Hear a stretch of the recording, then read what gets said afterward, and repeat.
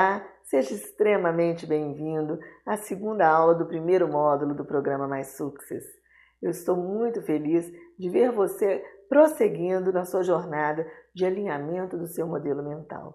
Esteja você no nível que você estiver, alinhar o modelo mental é uma necessidade contínua que nós temos. A vida durante todo o tempo nos pressiona e nos tira um pouco do foco onde nós devemos manter a nossa forma de ver a vida, de nos ver e de nos posicionar diante de todo esse cenário. Estar num programa como Mais Success para alinhar o seu modelo mental é se dar a oportunidade de se manter na trilha certa, na trilha do sucesso, buscando aumentar o seu nível de autoconhecimento e buscando também conhecer de forma cada vez mais refinada este território que muitas vezes é diferente do seu mapa, mas que quanto mais ele é percebido e conhecido, mais você tem decisões assertivas, mais você alcança o sucesso almejado e chega num período de tempo menor no lugar que você deseja chegar. Parabéns pela jornada e hoje nós vamos estar falando sobre dois assuntos extremamente importantes. Nós vamos falar sobre o perfil de instintos e vamos falar sobre os tipos de mente. Sobre os instintos primeiro, nós vamos falar sobre como eles aparecem na vida da gente. Todos nós temos esses instintos que atuam sobre nós e muitas vezes definem a forma com que nós reagimos diante dos acontecimentos. Muitas vezes eles tomam a frente e nós não temos a oportunidade de ponderar, porque não temos essa percepção de que o instinto é que está nos levando a agir daquela forma, né? Conhecendo como funcionam esses instintos e reconhecendo como eles estão atuando dentro de nós, nós vamos poder perceber quando eles estão à frente e ponderar se queremos dar a eles este lugar ou queremos reagir de uma outra forma, ter a liberdade de reagir estrategicamente frente aos eventos da vida, ok? De que forma os instintos aparecem na vida da gente? Antes de falar dos tipos, eu vou falar de que forma eles aparecem. Eles aparecem de forma dominante, de forma secundária, ou também aparecem de forma rejeitada. Os extremos guardam os maiores riscos, né? Quando os instintos aparecem de forma dominante, eles vêm com muita força, e aí pode acontecer isso que eu falei agora mesmo. Eles podem impedir que nós tenhamos tempo de ponderar, refletir, e podem gerar emoções e reações que estão ainda fora da nossa escolha. Nós estamos simplesmente reagindo a um estímulo por conta do instinto que nós temos dominante naquela área. O instinto rejeitado, ele também pode ter um efeito tão forte quanto o instinto dominante, porque a ausência da percepção desse instinto, a falta da atuação dele em nós numa dose que nos proteja, numa dose que nos faça vivenciar as nossas necessidades de uma forma equilibrada, pode nos fazer nos ausentar de cuidar de nós naqueles aspectos da forma que seria mais interessante para que nós pudéssemos estar assim, resguardados. Tudo que existe em nós é precioso, poderoso e foi colocado na nossa mente para nos proteger, para nos resguardar e para trazer para nós uma vida mais confortável e feliz.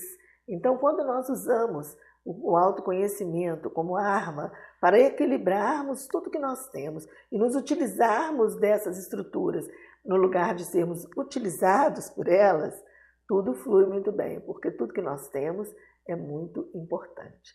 Então vamos ver aqui quais são os tipos de instintos que estão atuando sobre nós e de que forma eles atuam, para que nós então estarmos gerenciando a forma com que eles atuam dentro de nós.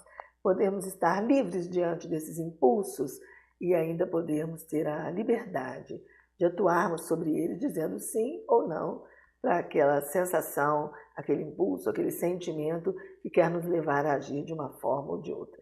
Nada deve acontecer dentro de nós sem a disponibilidade da reflexão, sem a liberdade da reflexão. Então, por isso, eu estou trazendo essas questões que podem nos levar a agir de forma distraída, despercebida, de uma forma que a gente não gostaria de agir. Os instintos são coisas importantes de serem compreendidas. E os tipos de mente também, que são os assuntos que nós vamos tratar nessa aula de hoje. Então, quais são esses instintos? Nós temos os instintos de preservação, os instintos sociais e os instintos sexuais. Então, o instinto de preservação, social e sexual. Tem o instinto de preservação, né, mais dominante. Como que funciona isso? Como é que é o instinto de preservação? A pessoa, ela gira em torno do corpo dela. Ela gira em torno do eu, é o eu. É o eu, é o meu corpo, é a minha segurança. Tudo gira em torno disso. Ela tem medo de não sobreviver. A sensação de autopreservação é imensa. É uma necessidade de se preservar. Então, quando ela vai ter um relacionamento, quando ela vai fechar um negócio, quando ela vai fazer uma viagem, uma aventura, tudo ela vai ter um sentimento de preservação tão grande, se for dominante, que ela até vai deixar de fazer uma série de coisas no intuito de se preservar. Ela vai ser mais individualista, ela pode até ter um ego muito exacerbado. Por quê? Porque ela está se resguardando. Todo sentido, o nome já fala, ó, instinto de preservação. A pergunta que ela faz o tempo todo é: eu estou seguro? Então, dentro de um negócio, de um relacionamento, de qualquer empreendimento que ela vai fazer com a sua vida, ela vai buscar a segurança. As atitudes vão assim, nos extremos, né? Ela pode, num caso do instinto de preservação dominante, a atitude dela é de prudência o tempo todo. Vamos supor que seja rejeitado, né, o instinto dela de preservação. A atitude, então, vai ser de autodestruição, porque ela não se cuida, ela não se alimenta, ela não cuida do ambiente dela, de nada. Por quê? Porque aquele instinto está ausente, o instinto de preservação. Então, eu coloquei os extremos, né? Seria a prudência e a autodestruição. O contexto que ela vive é todo assim, eu em relação ao mundo, tudo gira em torno do eu. Aquela pessoa que está envolvida mais com o instinto de preservação, ela gira em torno do eu, né? Agora vamos para um outro instinto, que é o instinto social. O instinto social, diferente do de preservação, que a pessoa está girando em torno do corpo dela, do eu dela, no instinto social, ela está girando em torno do grupo que ela participa. Tudo é em torno do grupo. Ela quer pertencer. O medo dela não é mais de não sobreviver. Agora, o medo dela é o quê? De não pertencer. E isso é muito complicado, porque nessa busca de pertencimento tem gente que os fins justificam os meios. E começa também a haver uma carência muito grande, uma necessidade de aprovação muito grande. Então, o instinto social exacerbado, ele pode levar a pessoa a um sentimento de a uma necessidade de pertencimento que pode desequilibrar esta questão dos meios, não é isso? A pergunta que ela faz para ela o tempo todo, essa pessoa, é se ela é popular. Se ela é popular, se ela é aceita. Isso é extremamente importante. As atitudes dela, quando o instinto social é dominante, são de sociabilidade o tempo todo. Ela quer o grupo, ela quer o social, né? E se esse instinto é rejeitado, ela vai então partir para o isolamento. Então você pode ver uma pessoa extremamente isolada, pensar que é um instinto de autopreservação, mas não é. O isolamento é um instinto social rejeitado.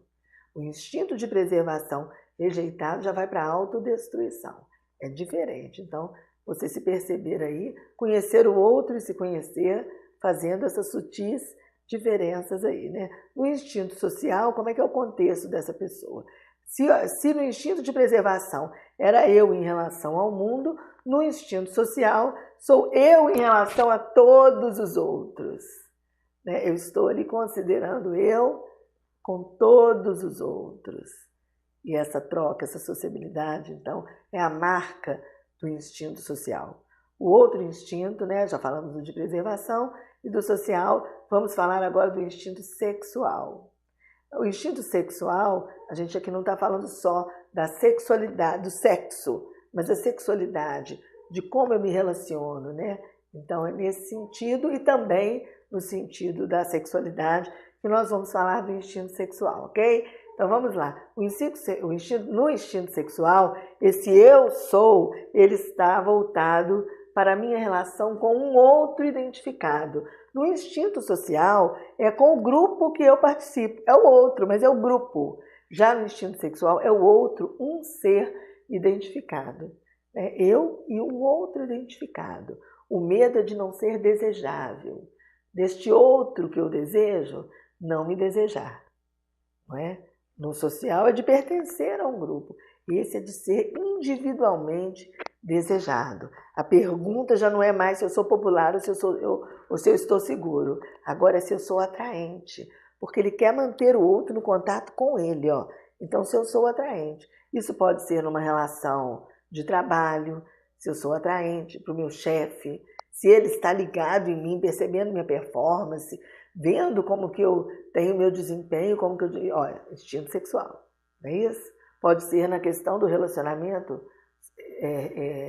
sentimental, eu estou querendo saber se eu sou atraente, aí no sentido da sexualidade, não é isso? Vamos supor um professor está dando aula e o aluno não está olhando para ele. Ele fala, meu filho, eu estou dando aula e você não está olhando para mim? Ó, instinto sexual. Eu e o outro identificado. Ele não está vendo se o grupo está prestando atenção. Ele está vendo se aquela pessoa não está prestando atenção. E se não estiver, vai incomodá-lo profundamente, porque ele quer atrair a atenção daquela pessoa. Essas pessoas que são muito de pegar, de tocar, de querer, olha para mim, estou falando com você, ó. Nesse momento que a gente fala, olha para mim, tem gente que segura até o rosto da pessoa. Na hora que está fazendo isso, tem gente, às vezes sou eu, às vezes é você. Nesse momento que isso está acontecendo, é o que? É o instinto sexual. É eu e um outro identificado, querendo ser atraente, querendo ser desejável. Não é isso?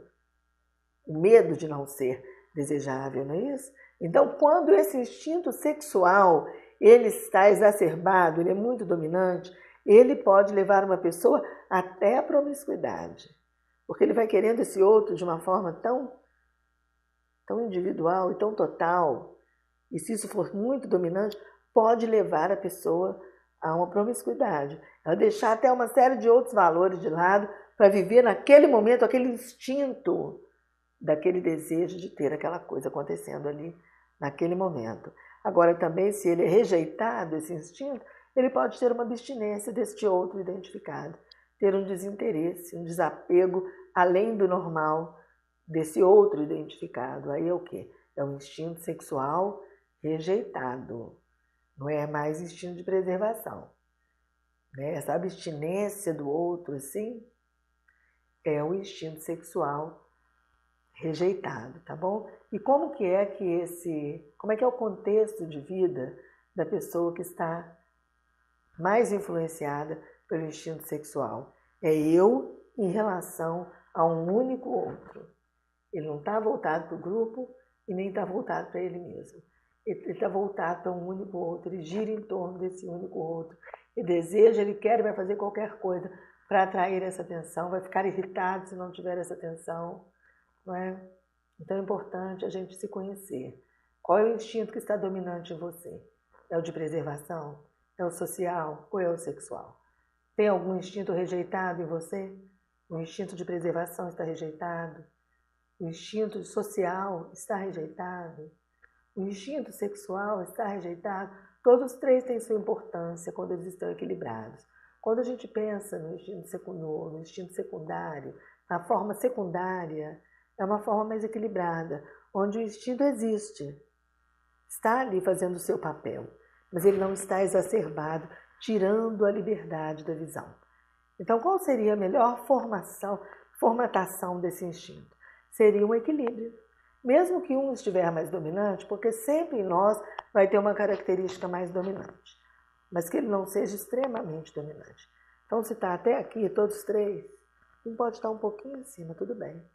É a minha característica de personalidade, mas se ele estiver muito acima, ele vai tirar de mim a liberdade da ponderação e de uma atitude estratégica com princípios e com valores que norteiem a minha vida de um jeito que eu possa vivê-la e aceitá-la e acolhê-la da melhor maneira, me sentindo bem em ser a pessoa que eu sou e reagir da forma que eu reajo. Então nós devemos buscar o equilíbrio dos instintos de preservação, do instinto social e do instinto sexual. Eu espero que tenha sido interessante para você perceber esses movimentos, para que eles não fiquem movimentos que você não tem consciência deles, mas que você perceba como isso funciona em você e possa trabalhar no equilíbrio dessas forças, que não são fraquezas, são forças, mas que se tornam fraquezas se estiverem mal conduzidas, mal posicionadas, ok?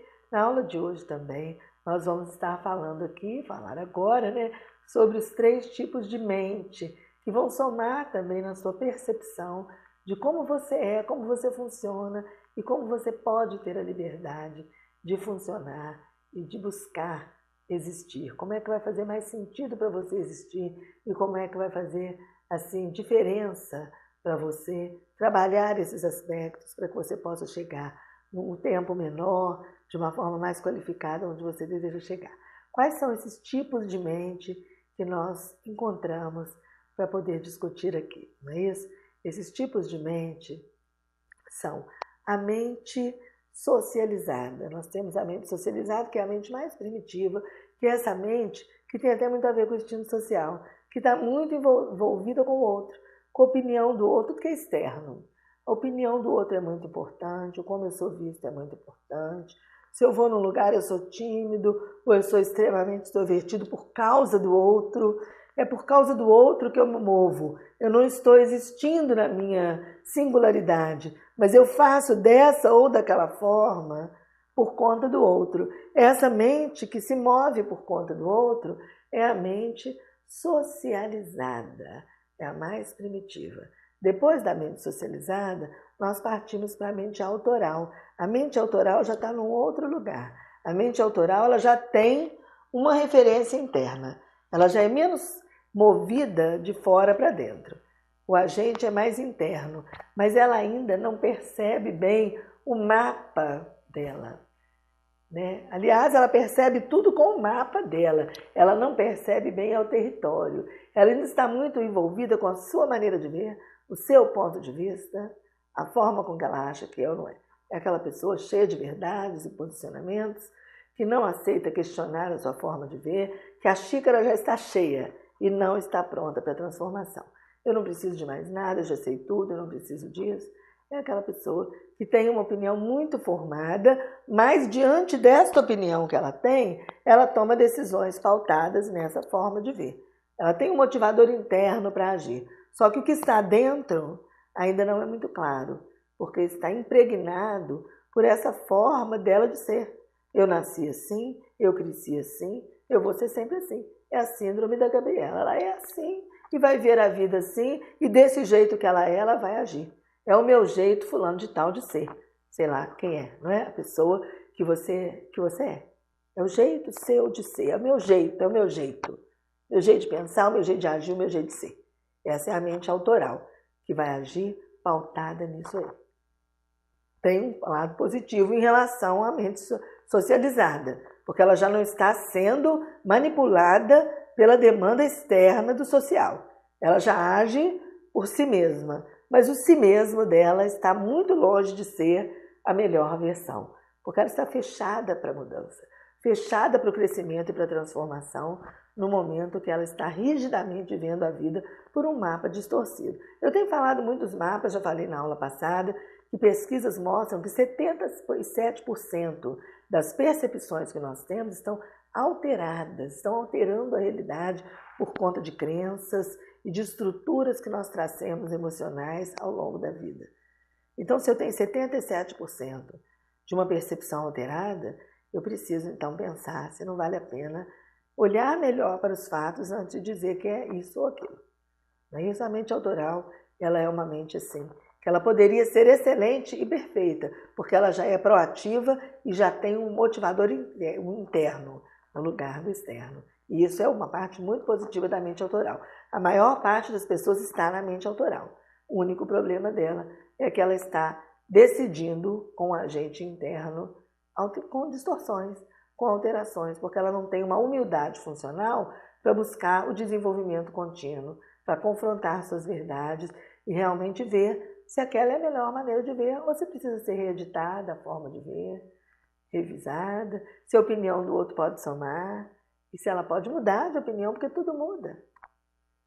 E a gente também precisa mudar, junto com as coisas. Essa mente que tem esta abertura para crescer e se desenvolver durante todo o tempo, que ela entende até aqui, mas ela sabe que tem mais, e ela está sempre atenta para poder se revisar, se reciclar, se reeditar. Ela tem isso que eu chamei agora mesmo de humildade funcional, e eu gosto demais desse termo, para dar abertura sempre a níveis mais altos de visão, de entendimento e performance, é a mente autotransformadora. E ela é fantástica, extraordinária e é o alvo de cada um de nós, né? Que nós possamos todos chegar nesse momento onde nós possamos questionar as nossas verdades estabelecidas, as nossas crenças, abrir mão, desapegar daquilo que não funciona, daquilo que realmente não é a melhor forma de ver, para ver de uma outra forma. E sempre tem mais, sempre tem uma possibilidade de ver mais e melhor. E a vida muda também, traz novas experiências, novas circunstâncias, nós mudamos, o outro também muda, então tudo pode ser revisto, reciclado. E nós podemos sempre ponderar qual é a melhor forma de nos posicionarmos a cada momento. Nós podemos mudar, nós podemos também refletir e entender que não há necessidade de mudar, que o posicionamento que nós tínhamos é esse mesmo, mas é a abertura para a reflexão. A questão da mente autotransformadora é que ela está sempre aberta à reflexão, à possibilidade de se transformar, a confrontar-se com as coisas. Ela se confronta com as outras coisas e coloca ali para ver, para validar. Ela busca validação o tempo todo. Ela não tem verdades prontas. Ela sabe que tudo é muito em movimento. Então ela está sempre observando qual é a melhor forma de se posicionar. Não é? Então, né, essas 3 tipos de mente, elas já fui colocando assim, em graus de excelência. Nós temos a mente socializada, que é uma mente mais primitiva, e também nós podemos oscilar, né, na nossa vida com essas mentes. Num momento a gente pode estar com a mente mais socializada. Em algum momento eu posso me posicionar com uma mente autoral, não é esse ponto. Ó, a mente autoral. Mas eu posso buscar sempre uma mente autotransformadora.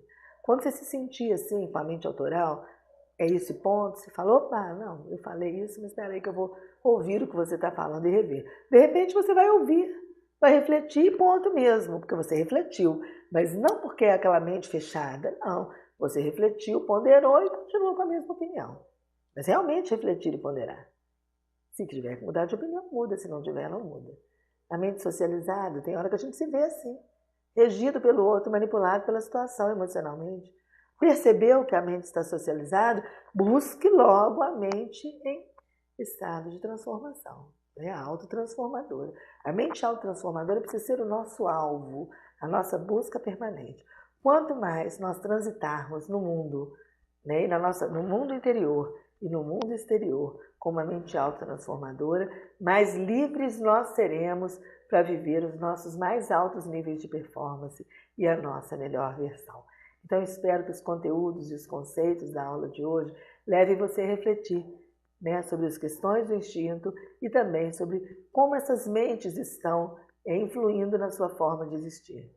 Nas diversas situações da sua vida, quando é que a sua mente está socializada, quando é que a sua mente ela está autoral e quando é que sua mente está em estado de autotransformação permanente, né? Procure buscar uma mente autotransformadora na maioria do tempo e equilibrar os seus instintos para que você possa ser livre para enxergar a vida com ponderação, com reflexão, porque o homem é o único animal no mundo capaz de refletir sua vida, transformar os seus cenários e escrever a sua história. Mas para isso ele precisa buscar esta diferença que é a razão, que é a capacidade de refletir e ponderar, mudar, transformar, buscar os seus maiores níveis de existência, que é o que eu desejo para você.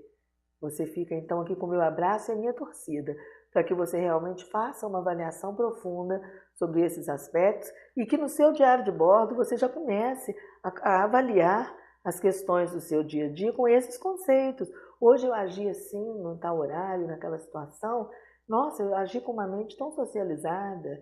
Se eu pudesse fazer novamente, eu agiria assim, assim, assim. É nesse exercício de como eu fiz e como eu posso fazer, é que eu crio a situação estratégica, crio essa conexão neural, essa novo recurso e possibilidade dentro do meu cérebro, e num novo momento eu já não vou mais agir com uma mente socializada, porque já foi refletido, já foi definido que eu tenho a liberdade de agir com uma mente autotransformadora. Então, numa outra oportunidade, isso vem como um recurso e eu consigo agir num padrão novo.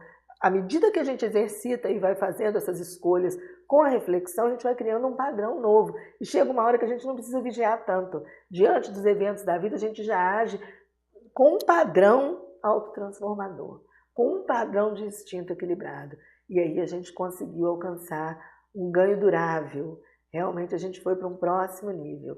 E quando a gente chega nesse próximo nível, a gente começa tudo de novo, porque sempre tem níveis mais altos de percepção e desenvolvimento, porque o desenvolvimento é infinito, maravilhoso, e o ser humano é cheio de grandes e infinitas também possibilidades. Eu vou terminando essa segunda aula por aqui, deixando para você um forte abraço, um desejo que você seja corajoso no autoconhecimento, que você vá fundo, e realmente descubra ali suas coisas escuras, aquilo que precisa mudar, aquilo que não é muito bacana e que pode vir a ser lindo e maravilhoso. Que você seja a sua melhor versão, a pessoa maravilhosa que está aí dentro de você, pronta para florescer, se você apostar nela, investir nela, escolher, deixá-la transparecer. Fica com o meu grande abraço e nós encontramos na próxima aula.